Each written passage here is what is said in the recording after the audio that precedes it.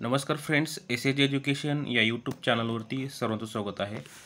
Friends, जे विद्यार्थी UPSC परीक्षा 2025 पास झालेले आहेत सिव्हिल सर्व्हिसेसची नागरी सेवा, त्या विद्यार्थ्यांना जर मोफत प्रशिक्षण पुढचं पाहिजे असेल मुख्य परीक्षेचं, त्यासाठी आपली महाराष्ट्राची एक संस्था आहे, सरकारी संस्था आहे, गव्हर्नमेंट SISC राज्य प्रशासकीय व्यवसाय प्रशिक्षण संस्था मुंबई. तर ह्याचं म्हणजे मुख्यालय आहे मुंबईमध्ये आहे आणि तिथंच आहे, त्याचं काही ब्रँच वगैरे नाही आहे. ठीक आहे. तर बघा, जे विद्यार्थी पूर्व परीक्षा पास झालेत, जे गरीब होतकरू विद्यार्थी आहेत, ज्यांना आर्थिक अडचण आहे किंवा गायडन्स पाहिजे आहे, त्यांच्यासाठी ही एक महत्त्वाची संधी असते. दरवर्षी ही संस्था जाहिरात काढत असते आणि त्याच्यामध्ये तुम्हाला ॲडमिशन घेऊ शकतात. तुम्ही तिथे फॉर्म भरायचा असतो आणि त्याच्या थ्रू तुमचं सिलेक्शन होत असतं. तर याच्यासाठी सीटची मर्यादा पण असते. 100 सीट आहेत. अल्पसंख्याकांसाठी 10 सीट आहेत. इथं बघा 100 आहेत आणि अल्पसंख्याक 110 सीटसाठी तुम्हाला मुख्य परीक्षेसाठी इथे ॲडमिशन दिलं जातं. त्यासाठी काही महत्त्वाची प्रोसिजर आहे ती तुम्हाला फॉलो करावी लागते. त्यासोबत तुम्हाला डॉक्युमेंट्स वगैरे या सर्व गोष्टी त्या फॉर्मसोबत तुम्हाला पाठवावं लागतात. ठीक आहे. ते कोणता ईमेल ID वगैरे असतो त्याच्यावरती तुम्हाला हे सर्व माहिती पाठवायची आहे. ठीक आहे. यासाठी कोणतीही CET देण्याची गरज नाही, म्हणजे प्रवेश परीक्षा देण्याची गरज नाही. तर पाहूयात आपण. बघा, तर ही जाहिरात प्रसिद्ध झालेली आहे 27 मे 2025. ठीक आहे. तर बघा, काय म्हटलेलं आहे, केंद्रीय लोकसेवा आयोगाच्या नागरी पूर्व परीक्षा 2025 दिनांक 25 मे 2000 रोजी पार पडली. ठीक आहे. पार पडली असून नागरी सेवा मुख्य परीक्षेकरता जे उमेदवार पात्र आहेत अशा उमेदवारांना नागरी सेवा मुख्य परीक्षेच्या ऑफलाईन प्रशिक्षणाकरिता, ऑफलाईन प्रशिक्षण आहे फ्रेंड्स, घरी बसून करता येणार नाही, तुम्हाला तिथे प्रत्यक्षात संस्थेमध्ये जावं लागणार आहे. ठीक आहे. आणि हे प्रशिक्षण कसं आहे, विनामूल्य. तर काय करायचं, अशा उमेदवारांचे प्रशिक्षण नागरी सेवा मुख्य परीक्षेपर्यंत राहील. ठीक आहे. तरी संस्थेत प्रवेशासाठी इच्छुक असलेल्या उमेदवारांनी मुख्य परीक्षेकरिता या वेबसाईटवर जाऊन सदर जाहिरातीसोबत जो अर्ज दिला आहे तो अर्ज तुम्हाला भरायचा आहे. ओके. तर बघा, आता इथे काय म्हटलेलं आहे, आपला प्रवेश अर्ज 10 जून 2025 पर्यंत या वेबसाईटवरती, ही वेबसाईट नाही आहे, ईमेल ID आहे, याच्यावरती पाठवायचं आहे. तर मित्रांनो, आज व्हिडिओ मी बनवत आहे, पण ह्याची जी तारीख आहे ती तारीख संपलेली आहे, पण तारीख एक्सटेंड झालेली आहे. तुम्हाला त्याचं नोटिफिकेशन पाठवतो, दाखवतो. आता आपल्या ह्या टेलिग्राम चॅनलवरती टाकलेलं आहे, वेबसाईटवरती पण अवेलेबल आहे. काय म्हटलेलं बघा, 10 जून 2025 रोजी हे नोटिफिकेशन आलेलं आहे. जर हे फॉर्म भरण्याची जी तारीख आहे ती आहे 20 जून 2025. ठीक आहे. तर 20 जून 2025 पर्यंत तुम्ही या ईमेल ID वरती तुम्ही ते सर्व माहिती तुम्ही पाठवू शकता. आता आपण जी जाहिरात आहे, मूळ जाहिरात, ती पाहूयात.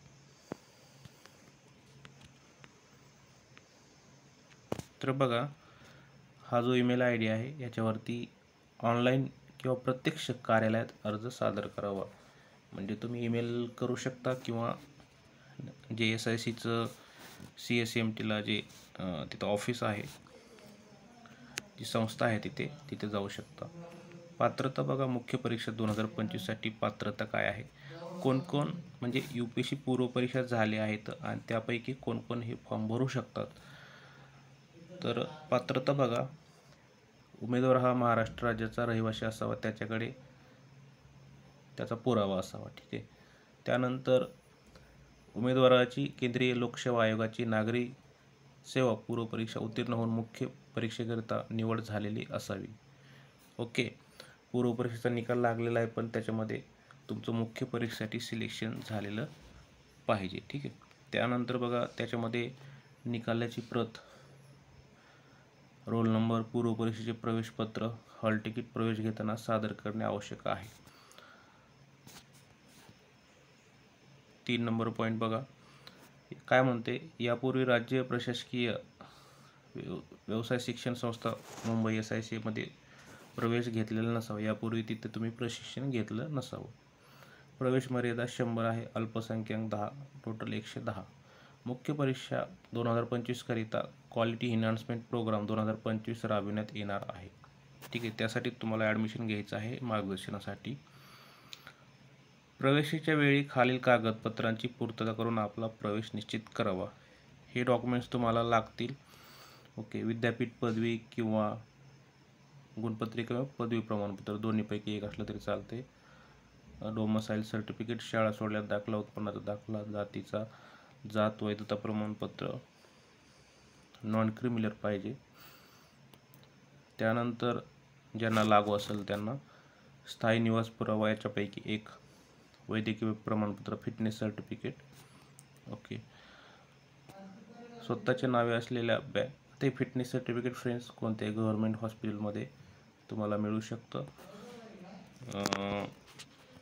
इथं जरी घेतलं नाही तर तिथे एक हॉस्पिटल आहे जवळ तिथं SICच्या, तिथून पण तुम्ही घेऊ शकता. ठीक आहे. स्वतःच्या नावे असलेला बँक खाते पासबुकची छायांकित प्रत, पासबुक नसेल तर धनादेश पण चालतो. त्यानंतर संस्थेच्या नियमावली, करारनामा, संमती पत्र, त्यांच्याकडेच पेज असतं फ्रेंड्स, ते भरून द्यायचं असते. त्यानंतर नागरी सेवा पूर्व परीक्षा 2025 निकाल जाहीर झाल्यानंतर आपले प्रवेश निश्चित होतील व त्यानंतर आपणास विद्यावेतन अदा करण्यात येईल. तिथे तुम्हाला मंथली स्टायपन भेटतं फ्रेंड्स. किती भेटतं ते ह्याच्यामध्ये काही सांगितलेलं नाही आहे. तर फ्रेंड्स, SIC संस्थेमध्ये मी पूर्व परीक्षा मार्गदर्शन घेतलेलं आहे 2019मध्ये. त्यामुळे मला काही या संस्थेची माहिती आहे. तुम्हाला काही डाऊट असतील अजून तर तुम्ही कमेंट बॉक्समध्ये कमेंट करू शकता. आपण फॉर्म पाहूयात फ्रेंड्स. फॉर्म पण यांनी इथे दिलेला असणार आहे. ह्याच्यामध्ये तो फॉर्म नाही आहे. फॉर्म शोधूयात आपण वेबसाईटवरती.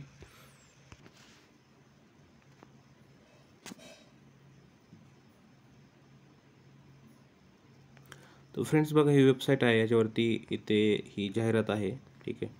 इथे त्यांनी फॉर्म इथे डाउनलोड करण्याची लिंक दिलेली आहे. याच्यावरती लिंकवरती क्लिक करतो मी. आता एक फॉर्म ओपन होईल. ठीक आहे. तर बघा, फॉर्म ओपन झालेला आहे. असा फॉर्म भरायचा आहे तुम्हाला. ओके. तर बघा, याच्यामध्ये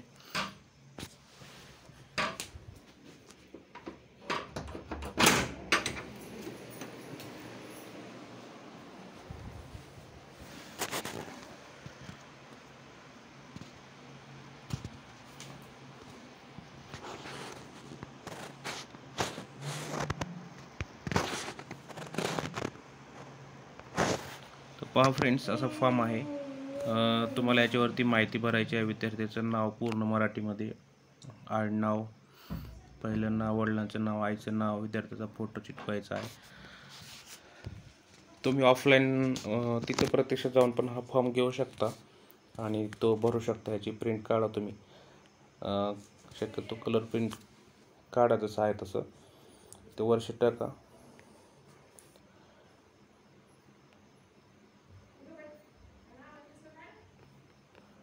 संपर्कासाठीचा पत्ता, कायमचा पत्ता, विद्यार्थ्याची सही, पिनकोड टाका.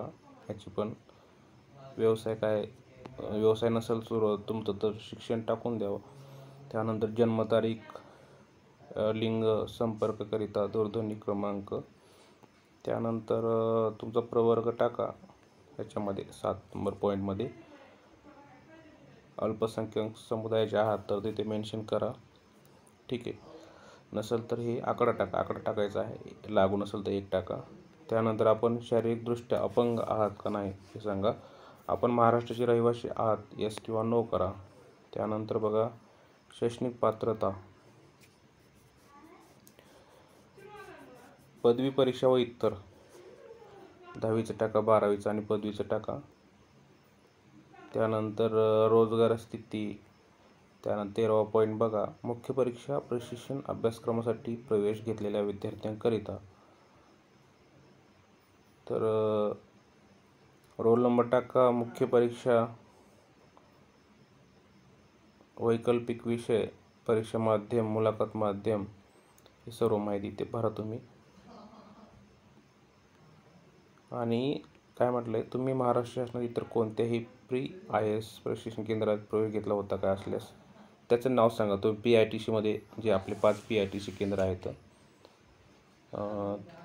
तिथे प्रशिक्षण घेतलं असेल तर ते त्याचं नमूद करा तसं. पूर्वपरीक्षा मुख्य परीक्षा प्रशिक्षण घेतलं असेल तर वर्ष सांगा. त्यानंतर UPSCच्या यावर्षी यापूर्वी तुम्ही काय पूर्व मुख्य परीक्षा दिल्या त्याची माहिती द्या. गुण किती भेटले होते ते पण सांगा.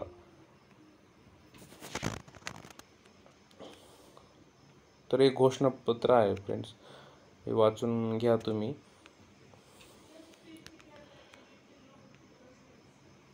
ठीक आहे. तर ही डॉक्युमेंट्स तुम्हाला सांगितले मग मी, बँकेचा तपशील. ओके. तर ह्या गोष्टी तुमच्याकडे तिथं नसतील त्यावेळेस तरी पुढच्या वेळेस थोडं काही दिवसांनी दिल्या तरी चालतील. ठीक आहे, चालतात. तर असा फॉर्म आहे फ्रेंड्स, याची कलर प्रिंट काढा आणि तुम्ही तिथे जाऊन डायरेक्ट पण फॉर्म भरू शकता संस्थेमध्ये. तर मुदतवाढ भेटलेली आहे आपल्याला यासाठी,